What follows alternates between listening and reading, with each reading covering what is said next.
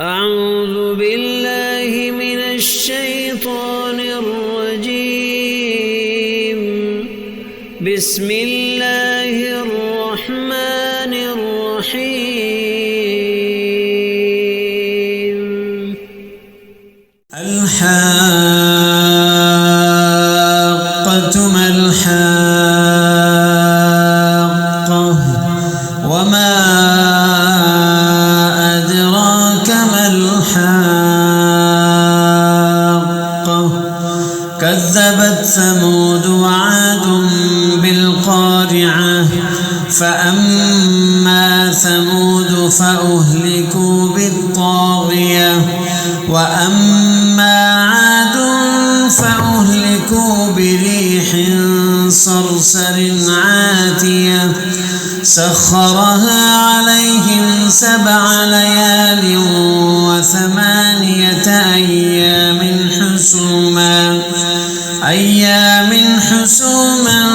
فترى القوم فيها صرعا كأنهم أعجاز نخل خاوية فهل ترى لهم من باقية وجاء فرعون ومن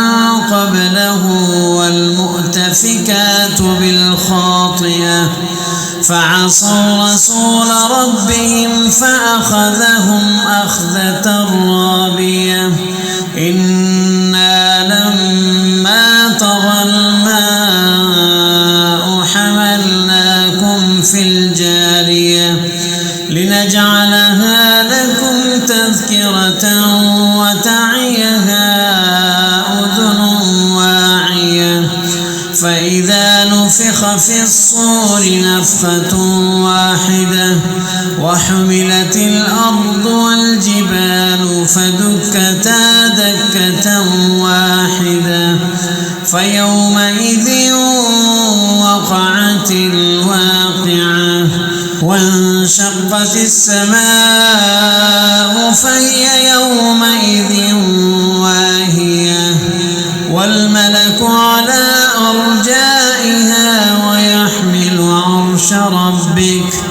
ويحمل عرش ربك فوقهم يومئذ 8 يومئذ تعرضون لا تخفى منكم خافية فأما من أوتي كتابه بيمينه فيقول هاؤم اقرءوا كتابيه إني ظننت أني ملاق حسابيه فهو في عيشة راضية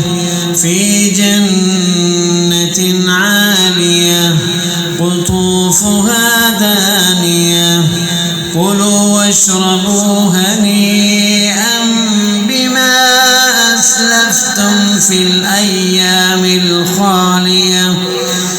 وأما من أوتي كتابه بشماله فيقول يا ليتني لم أوت كتابيه ولم أدر ما حسابيه يا ليتها كانت القاضية ما أغنى عني ماليه هلك عني سلطانيه خذوه فغلوه ثم الجحيم صلوه ثم في سلسلة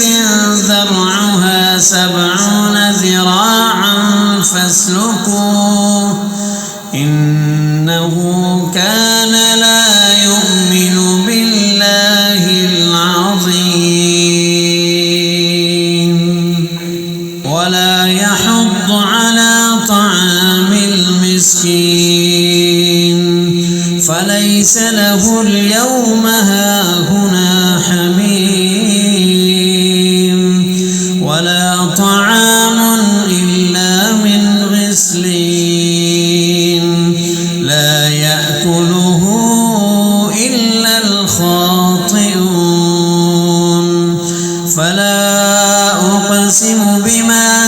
تبصرون وما لا تبصرون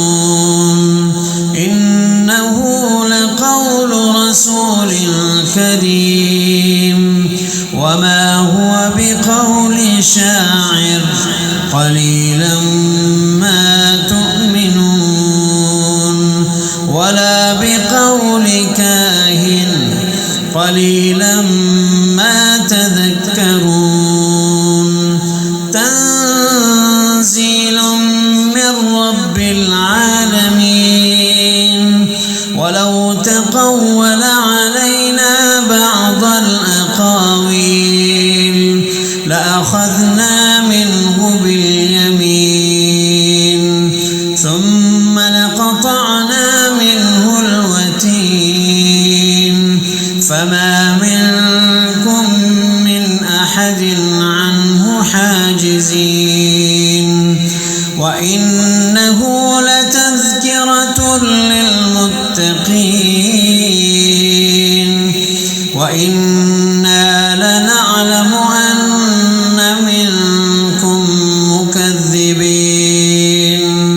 وإنه لحسرة على الكافرين وإنه لحق اليقين فسبح باسم ربك